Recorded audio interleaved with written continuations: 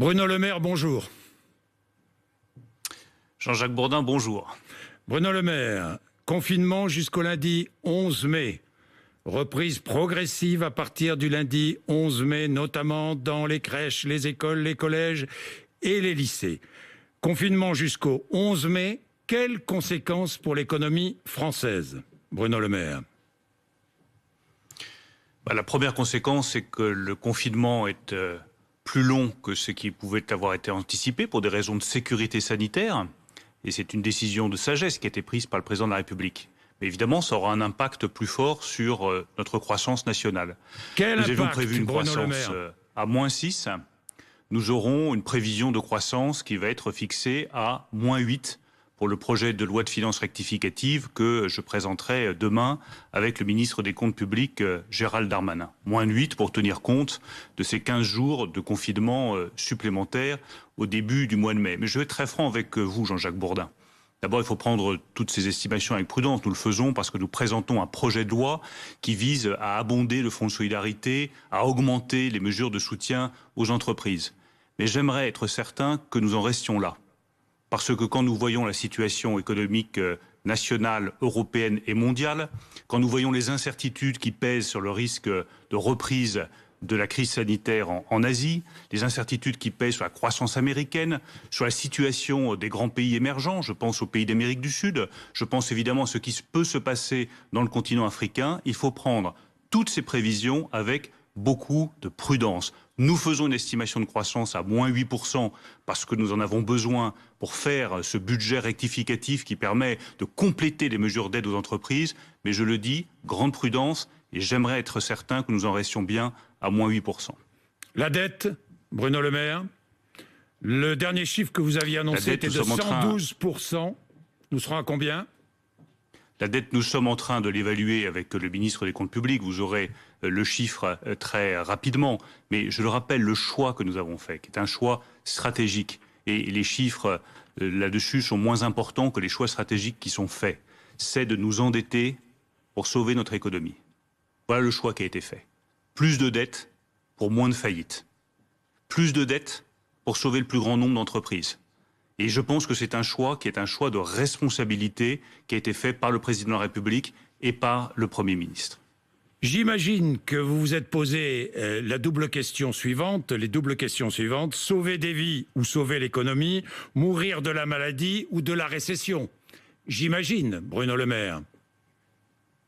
Mais je me suis posé, comme n'importe quel responsable politique aujourd'hui, qui a une lourde responsabilité devant les Français, beaucoup de questions, des questions simples, mais qui ont été tranchées au nom d'une stratégie qui est celle du président de la République, que je soutiens totalement. La première question, c'est de savoir, est-ce qu'on assume d'avoir beaucoup plus de dettes pour sauver beaucoup plus d'entreprises, des commerçants, des entrepreneurs, des grandes entreprises industrielles, des fleurons de notre économie qui pourraient être rachetés sinon par des puissances étrangères. Et la réponse, elle est claire, elle est nette, elle ne changera pas. Nous allons assumer plus de dettes pour sauver plus d'entreprises. Que ce soit un petit restaurant dans la Nièvre ou une grande entreprise industrielle comme Air France. Le deuxième choix, c'est qu'est-ce qui passe avant? La sécurité sanitaire ou la croissance? C'est la sécurité sanitaire. Et j'ai toujours dit qu'il fallait laisser un certain nombre d'activités ouvertes, bien entendu, mais à une condition, c'est que la sécurité sanitaire des ouvriers et des salariés soit garantie. Et nous y avons travaillé avec toutes les filières, matin, midi et soir. Et c'est ce qui permet aujourd'hui d'envisager un retour progressif au travail avec cette condition sur laquelle il n'y a pas de négociation possible. Les salariés, les ouvriers, tous ceux qui retournent au travail ou tous ceux qui sont aujourd'hui au travail et que je salue parce qu'ils nous garantissent par exemple la sécurité de notre approvisionnement alimentaire, doivent travailler dans des conditions de sécurité sanitaire totale. Bien, Bruno Le Maire, crèches, écoles, collèges, lycées ouvriront progressivement, le mot est important, à partir du 11 mai. Pourquoi? Pour permettre aux parents de retourner travailler. C'est aussi la condition d'une reprise économique progressive? La première raison, c'est que pour les enfants, et notamment pour les enfants de quartiers modestes, où l'enseignement peut être difficile à domicile, la priorité, c'est quand même qu'ils puissent reprendre le chemin de l'école et étudier. mais dans des conditions qui vont être définies par Jean-Michel Blanquer. Vous avez employé un mot qui est très important, c'est le mot de progressivité. Et dans le domaine qui est le mien, je vois bien que ce qui a marché, c'est justement ce retour à la normale progressif, parce qu'il y a des conditions à définir. Pardon de ne pas parler des écoles, qui ne sont pas ma spécialité, mais davantage des usines, des entreprises, des lieux de travail, des banques. Il a fallu définir des conditions de travail, des espacements, le contrôle à l'entrée, la manière dont on nettoie les sas qu'on emploie pour rentrer dans l'usine, les matériels de protection, les masques, les blouses, le gel hydroalcoolique. C'est ça qui a permis l'activité ou le maintien de l'activité dans un certain nombre de secteurs et que des salariés puissent aujourd'hui nous garantir une vie normale en période de confinement. Est-ce que le budget consacré à la santé va augmenter, Bruno Le Maire? Le président de la République a été très clair. Oui, le budget consacré à la santé, en particulier à l'hôpital, va augmenter. Mais le projet de loi que nous présentons demain avec Gérald Darmanin, c'est un projet de loi qui vise surtout à nous donner l'argent nécessaire pour financer les différentes mesures de soutien que nous avons mises en place. Comme ça dure plus longtemps, ça coûte plus cher. Et comme nous élargissons le dispositif, parce que nous avons vu qu'il y avait des trous dans la raquette et que nous avons voulu y répondre, ça coûte aussi plus cher. Il y a un moment donné, il faut remettre de l'argent aux pauvres, tout simplement, pour pouvoir financer ces dispositifs. C'est le cas du Fonds de solidarité, c'est le cas du Fonds de soutien aux grandes entreprises stratégiques, c'est le cas du prêt garanti de l'État. Vous voyez, il y a beaucoup de dispositifs. C'est parce qu'ils ont marché que maintenant, il faut rajouter de l'argent dans la caisse. Je vais entrer dans le détail, mais Olivier Véran annonce 7 milliards d'euros de plus pour la santé et encore de l'argent en plus pour le budget de la sécurité sociale. Nous verrons bien demain dans votre projet de loi rectificatif. Projet de loi rectificatif, on est bien d'accord, Bruno Le Maire. Bien, je vais entrer dans tous les détails. Oui, c'est un projet de loi de finances rectificatif. Ça veut dire très simplement, pour que chacun nous comprenne bien, que nous avons mis en place dès le 6 mars, parce que dès le 6 mars, nous avons vu la gravité de la crise, un certain nombre de dispositifs de soutien pour les grandes comme pour les petites entreprises. Et les petites entreprises sont évidemment ma priorité parce que c'est elles qui ont le plus besoin du soutien de l'État et elles peuvent compter sur nous. Mais comme ça marche, comme des centaines de milliers d'entreprises y font appel, eh bien nous sommes obligés de rajouter de l'argent. Je vous donne juste un chiffre sur le fonds de solidarité. Aujourd'hui, c'est plus de 900 000 entreprises. 900 000 entreprises qui bénéficient de ce fonds de solidarité et qui touchent les 1 500 € du premier étage de ce fonds de solidarité. Vous voyez que c'est des chiffres qui sont considérables. Le plan d'urgence se montrera à combien? Quel est l'effort que la France va faire pour ces entreprises et pour son économie? L'effort global que nous avions envisagé au départ, c'était 45 milliards d'euros. Oui, ça paraît insignifiant aujourd'hui. Soit en trésorerie. On a plus que doublé. On sera demain à plus de 100 milliards d'euros. Plus de 100 milliards d'euros que les pouvoirs publics, l'État français met à disposition de notre économie pour sauver notre économie et éviter de nous retrouver au lendemain de la crise avec un champ de ruines. Si à un moment donné, il faut faire encore davantage, nous ferons encore davantage. Nous serons là. Nous sommes là depuis le premier jour. Je suis là depuis le premier jour pour soutenir les petits entrepreneurs, les grandes entreprises stratégiques, les indépendants, les commerçants, les artisans. Et je serai là jusqu'à temps que ce sera nécessaire pour que nous ne voyions pas, au lendemain de cette crise sanitaire, notre économie en grande difficulté. Bien, Bruno Le Maire, chômage partiel, entrons dans les détails. Chômage partiel prolongé et renforcé jusqu'à quand? Jusqu'au 11 mai? Jusqu'à ce que ce soit nécessaire, pas forcément jusqu'au 11 mai. On peut parfaitement envisager que des dispositifs puissent être prolongés dans des secteurs où il n'y a pas de reprise. Prenez l'exemple de l'hôtellerie et de la restauration. On voit bien que l'hôtellerie et la restauration, pour des raisons de sécurité sanitaire, ce sera un peu plus long. Donc on va déjà rajouter l'argent nécessaire pour financer le chômage partiel. On va mettre 24 milliards d'euros sur le chômage partiel. C'est une somme aussi qui est importante. Et si au-delà du 11 mai, vous avez des secteurs qui ne reprennent pas, qui ne peuvent pas retrouver de la trésorerie, tout simplement parce qu'ils sont fermés, mais il faudra continuer à les aider. Et l'hôtellerie et la restauration va être pour moi une des premières priorités. Parce que je vois bien tous ces restaurateurs qui se disent « je ne peux pas rouvrir, j'ai pas de trésorerie, je ne veux pas faire de chiffres, c'est ma saison qui va être perdue, comment est-ce que je vais faire ?» Alors un plan spécifique, nous serons là. Un plan spécifique. Oui, un plan spécifique. Je vais dès cette semaine proposé à l'ensemble des représentants de l'hôtellerie et de la restauration de travailler avec Jean-Baptiste Lemoyne, qui est chargé du tourisme, et avec moi-même pour que nous regardions de quoi ils ont besoin. Ils vont me dire annulation de charges. Quelle va être ma réponse? Je vais leur dire, mais vous savez, aujourd'hui déjà on reporte les charges, notamment les charges sociales qui sont très lourdes pour vous. Vous payez les charges alors que vous n'avez pas d'activité. C'est extraordinairement difficile. Donc on les reporte. Mais il y a un moment donné, si vous ne retrouvez pas du chiffre d'affaires, le report doit se transformer en annulation. Et le président de la République hier a parlé d'annulation.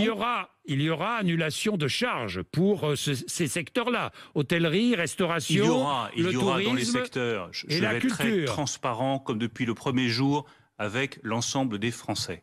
À partir du moment où vous ne retrouvez pas rapidement de chiffre d'affaires, et donc vous ne pouvez pas éponger ce report de charges par le retour d'une activité, nous regarderons évidemment sur chaque entreprise pour qu'il n'y ait pas d'effet d'aubaine, mais le report pourra se transformer en annulation de charges. Il y a d'autres secteurs où ça va redémarrer rapidement, et tant mieux. Donc dans ce cas-là, ce sera report et pas annulation. Mais dans les secteurs, et je pense en priorité à l'hôtellerie et à la restauration, c'est-à-dire des centaines de milliers de petits entrepreneurs, où on ne peut pas retrouver de l'activité, les clients ne peuvent pas revenir parce que les conditions de sécurité sanitaire ne sont pas réunies, il me paraît légitime qu'il soit prioritaire dans la transformation du report en annulation de charges. Hôtellerie, restauration, tourisme, culture, confinés jusqu'à quand, Bruno Le Maire? Jusqu'à quand? Jusqu'à l'été? Jusqu'aux vacances? Je vais vous le dire avec... J'aimerais pouvoir vous répondre, mais je ne peux pas, parce que je ne sais pas. Et quand je ne sais pas, je ne prends pas d'engagement, Jean-Jacques Bourdin. Je pense que là aussi, c'est une question de responsabilité. Je ne sais pas jusqu'à quand durera ce confinement pour ces secteurs. Je sais que c'est dur pour eux. Je sais que c'est très dur pour eux. J'ai des dizaines d'amis, restaurateurs, hôteliers, qui m'appellent, qui me disent « Mais tu comprends, nous, c'est notre vie qui fout le camp. On ne voit pas nos clients.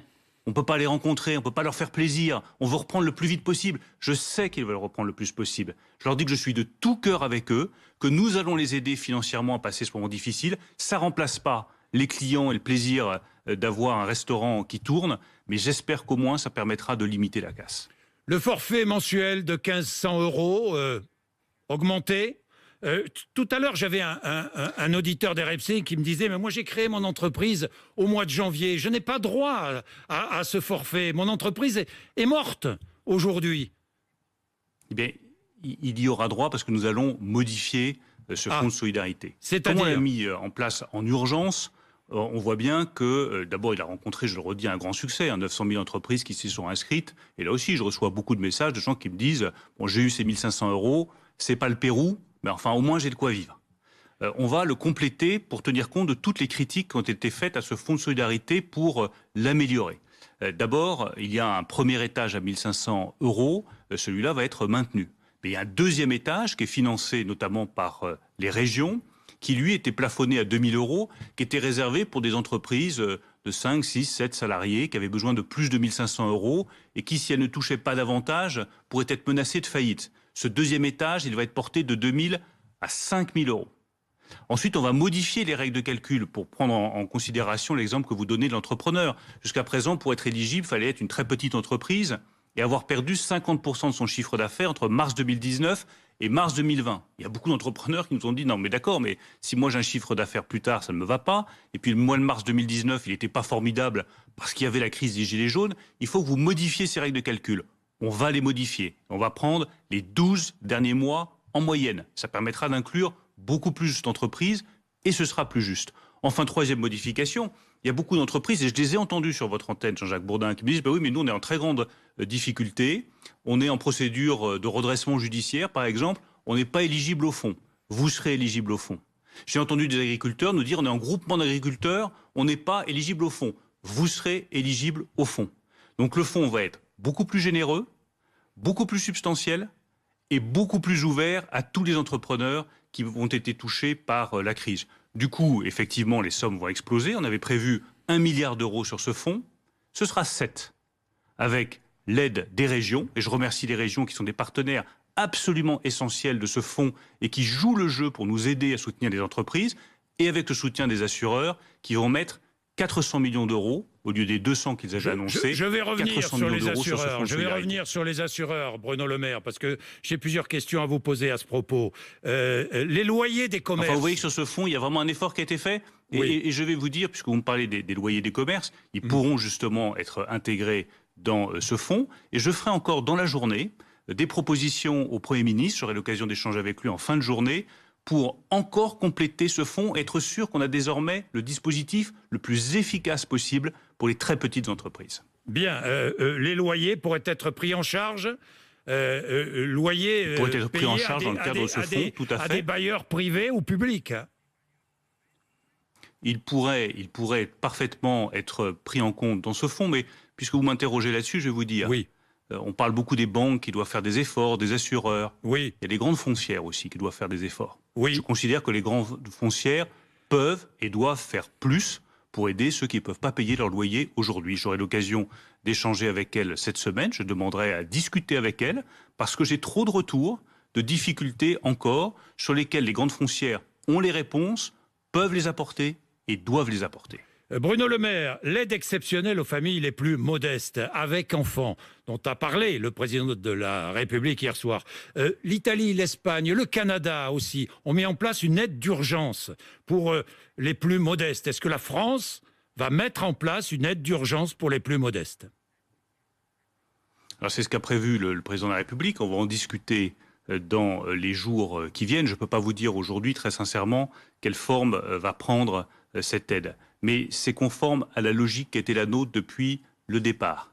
Il y aura une aide d'urgence. Qui prennent la crise de plein Bruno fouet. Le Maire, il y aura une aide d'urgence. L'aide dont a parlé le président de la République a été très clair hier. Il faudra une aide pour ceux qui, aujourd'hui, prennent cette crise de plein fouet et n'ont pas les ressources ou les moyens pour y faire face. Il a parlé par exemple des étudiants, je pense que ça peut être un bon exemple. Il y a un certain nombre d'étudiants aujourd'hui qui se retrouvent sans possibilité de travailler, sans possibilité d'avoir de revenus, qui peuvent être dans une situation absolument intenable. Nous voulons apporter une réponse. Laissez-nous juste le temps. Vous voyez qu'on a déjà beaucoup avancé sur beaucoup d'améliorations de dispositifs. Il y en a d'autres qui demandent encore à être calibrés et plus précisément définis. Laissez-nous le temps de définir plus précisément cette aide. Bien, les banques et les assureurs, les banques... Quand on est en difficulté, on est patron d'une TPE, on est en difficulté très difficile encore, malgré la pression du gouvernement, d'obtenir des prêts, Bruno Le Maire. Très difficile, vous le savez bien. Je le sais bien, même si, je vais vous dire, je considère que les banques jouent le jeu. Elles peuvent évidemment faire mieux, mais quand je regarde les chiffres, et je les suis tous les jours, elles jouent le jeu. Elles ont aujourd'hui accordé 10 milliards d'euros en quelques jours de crédit aux entreprises. Grâce évidemment à la garantie de l'État qui est derrière, puisque nous avons apporté 300 milliards d'euros de garantie de l'État. Donc ça facilite le déblocage de ces crédits. Mais tout de même, le chiffre, il est là. 10 milliards d'euros de crédits apportés par les banques. Donc je considère qu'elles jouent le jeu, mais je considère aussi qu'il y a encore trop d'entreprises, trop de chefs d'entreprise qui me disent « nous, on est en difficulté, et parce qu'on est en difficulté, on ne nous répond pas ». Eh bien, nous allons modifier ce prêt garanti par l'État. Hier, il n'était pas ouvert aux entreprises qui étaient en difficulté. Par exemple, une fois encore, les entreprises en redressement judiciaire, elles n'avaient pas droit au prêt garanti par l'État. Eh bien demain, grâce à la modification que nous apporterons dans le projet de loi de finances rectificative, ces entreprises seront éligibles au fonds de solidarité. C'est-à-dire que les entreprises plus fragiles qui avaient été écartées jusque-là pourront être éligibles au fonds de solidarité. Et la règle, elle ne doit pas changer. Toute entreprise qui est fragilisée par la crise et qui se retrouve du coup dans une situation intenable et qui a besoin d'un prêt de trésorerie doit trouver une solution. Et tous les jours, je travaille avec les banquiers, avec la Banque publique d'investissement, avec la médiation du crédit, avec le médiateur des entreprises, pour m'assurer que chaque entreprise trouve un prêt. C'est pas encore parfait, je le sais bien. Et je sais bien qu'il y a encore trop de cas où on leur dit « mais non, vous êtes dans une situation difficile ». On va trouver des solutions pour chacun, en commençant par modifier ce prêt garanti par l'État.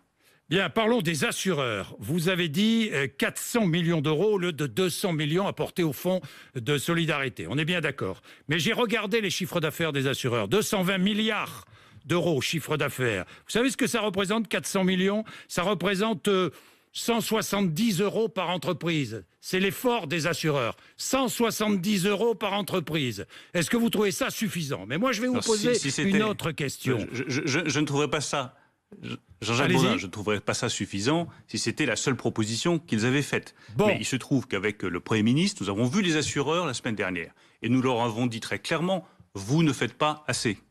Je pense que le message a été clair. J'ai reçu du coup hier soir les propositions complémentaires des assureurs. Ils proposent de mettre 400 millions d'euros sur le fonds au lieu de 200.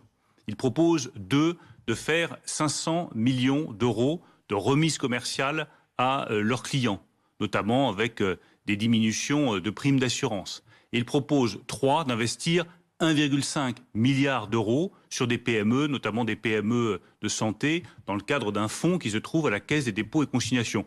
Je pense que c'est une bonne proposition.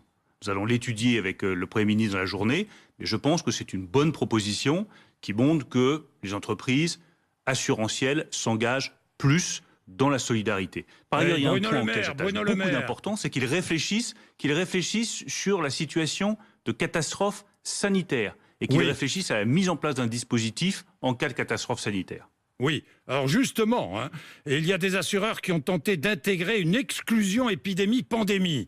D'ailleurs, des plaintes vont être déposées, d'après les informations que nous avons. Bruno Le Maire, les assureurs tout de même, la perte d'exploitation. Il y a, là encore, d'après les informations que j'ai, plus de 6000 entreprises qui sont indemnisables. Il va falloir que les assureurs les indemnisent, non ? Si elles sont indemnisables et si la perte d'exploitation figure dans leur contrat, évidemment que le contrat doit être respecté. Et l'État, il a un rôle de soutien aux entreprises. Il a un autre rôle auquel j'attache beaucoup d'importance, c'est d'être le défenseur de l'ordre public économique. Et l'ordre public économique, il veille au respect des contrats, au respect des délais de paiement. Donc nous veillerons évidemment à ce que les engagements qui ont été pris contractuellement soient respectés par tous, pas simplement par les assureurs. Bien, le plan de relance. Quand présenterez-vous un plan de relance global ? Vous savez, il faut déjà faire face à la crise. C'est la priorité absolue. Sauver le maximum d'entreprises et être à bloc derrière chaque entrepreneur de France et derrière tous les salariés pour qu'on tienne face à cette crise. Aujourd'hui, ça tient. Ça tient grâce à la solidarité de tous, ça tient grâce à la mobilisation de tous les salariés auxquels je veux rendre un hommage appuyé, ça tient. Ensuite, il faudra commencer à réfléchir à la manière dont on relance l'activité économique. Mais ça viendra un peu plus tard. Est-ce qu'il faudra, Bruno Le Maire, je vous coupe, européen, les soutiens dont on peut disposer. Je vous coupe, Bruno Le Maire. Est-ce qu'il faudra travailler plus? Vous avez entendu le MEDEF, le président du MEDEF. Est-ce qu'il faudra travailler plus de 35 heures, abandonner des RTT, réduire des congés, je ne sais trop quoi encore, ou supprimer des jours fériés? Oui ou non? C'est une drôle d'idée de réfléchir comme ça, je vous le dis très sincèrement. On dit qu'il faut faire des efforts. J'ai toujours dit qu'il faudrait faire des efforts. Mais quels efforts? De quels efforts je parle?